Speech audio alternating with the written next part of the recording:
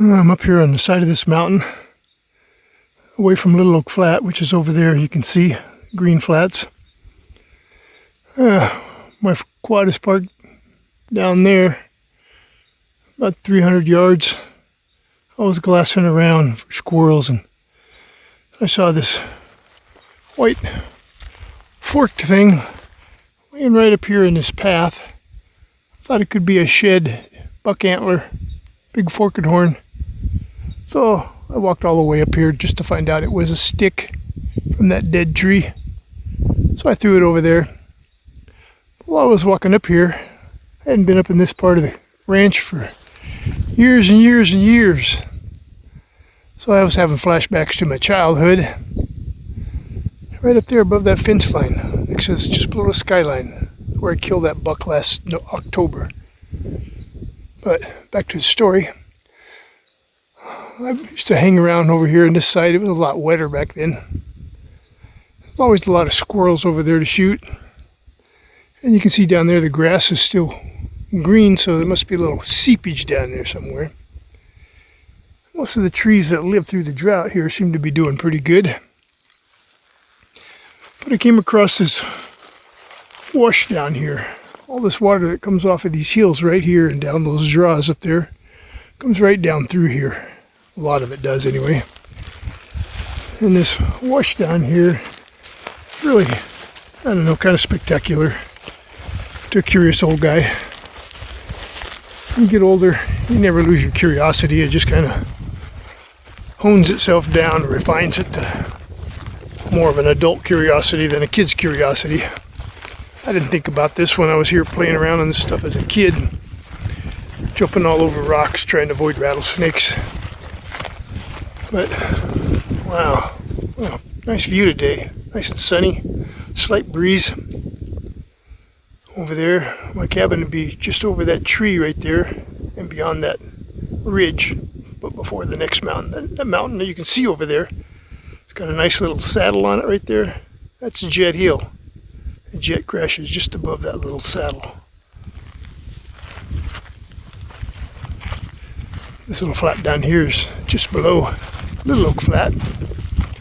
My grandpa had a calf trap down there. They used to feed calf mix in troughs, and only the calves could get through the traps, in and out. The cows couldn't get in. So give the calves a little more nutrition than the cows. A lot of deadfalls here. The drought's been particularly hard on the trees here. You can see a lot of the buckeye trees are in bloom. Got those little long white banana shaped blooms. Some right down there in front of us. A couple over there on the other side of that hill. But anyhow, this draw comes down through here. It must get a heck of a rapid going here. It gets enough water, I guess. And it comes right through this wash down here.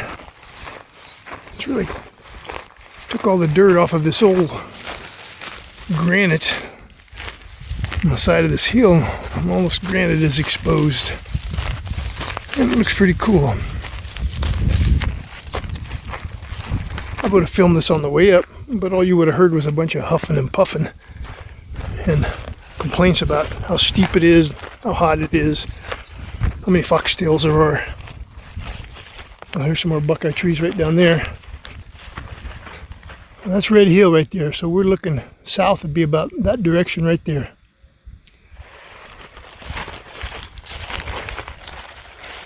Anyway, I'll jump off the trail here. My knee hole's up. And just go down here. That'll wash water comes through this little gap right here. It probably picks up some speed.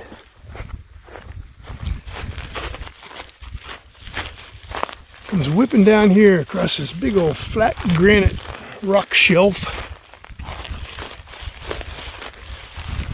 Some of it may divulge and go straight away from us there. Most of it comes right down here past this buckeye tree. I'll show you that in a second when I get down there. But first I saw this on the way up. I thought it was pretty cool.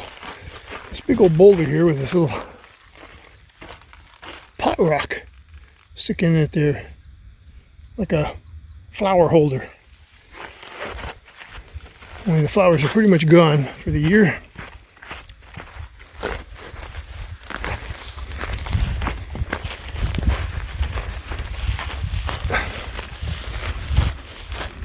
This is where the snakes like to hang out in these little draws like this where it's any moisture, because that's where the squirrels are.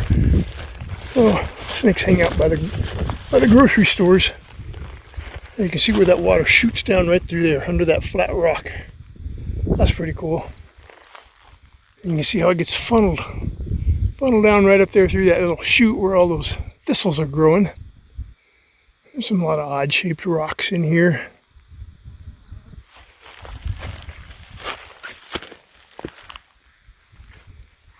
Of course, you wash all this dirt off and all these granite rocks will come out to the surface.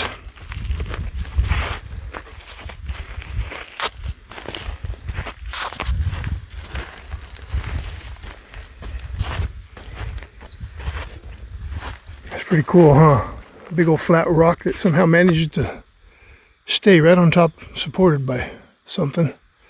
And then that water just cut through this granite rock, freezing, cracking,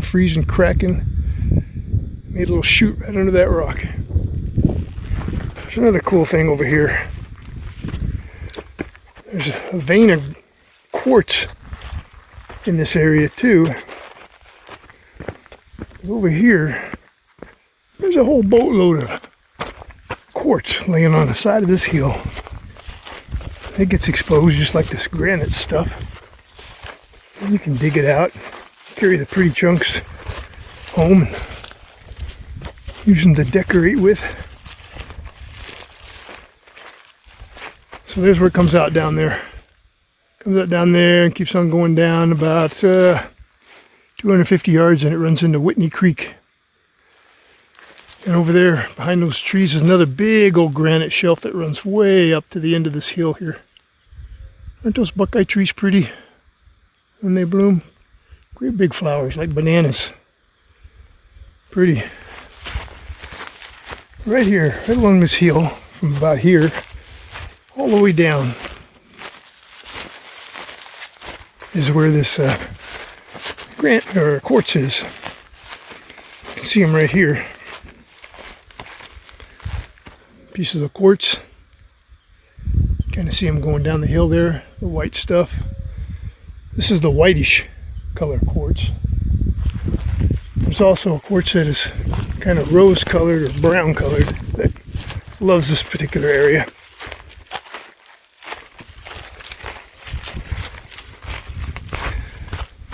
Some of the little rocks down there that are sitting on top of those flat rocks,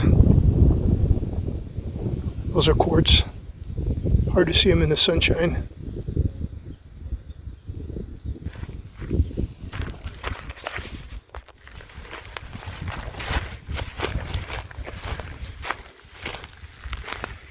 Some right there. See, there's like a vein right here. It's coming right down here. It's all quartz here on the ground. All this white rock. And if we were to walk further down that draw, we'd stumble over all kinds of quartz rocks. Mostly all granite over here. There's a white one right up there. That's quartz. That's kind of cool.